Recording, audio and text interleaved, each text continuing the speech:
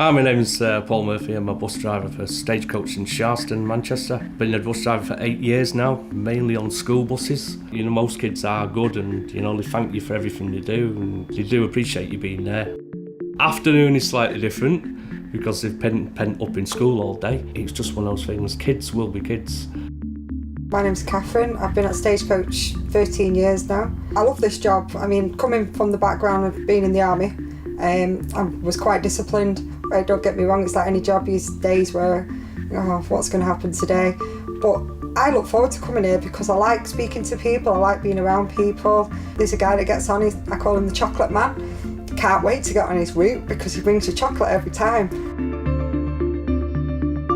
If it's one thing that drivers fear the most is a brick coming through the window while we're at work because it could have serious consequences. Like if you're driving along and you get a brick thrown at you and they put a window through, then you've got the worry, the stress of dealing with the passengers if anyone's injured. But they tend to hit the side of the buses and it always tends to be in the disabled area.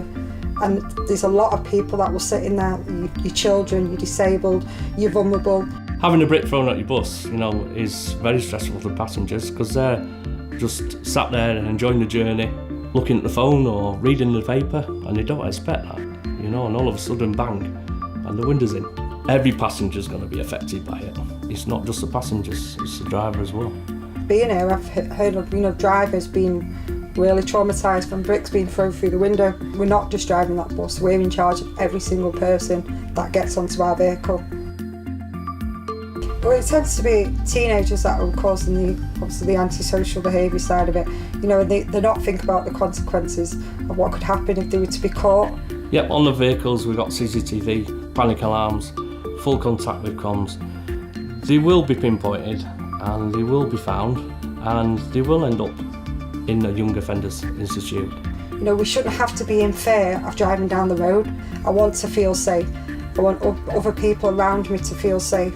Is it a game? You know, it's not a game. It's, you know, someone else's lives involved there. Your own mum or grandma could be on that vehicle, you know, and they're going to affect them. You wouldn't like that. They need to think about one day they might be on that bus. They might be on that bus and something happened. And they shouldn't have to be on the other side of it to know what the consequence could be. They need to be thinking about what they're doing as they're doing it.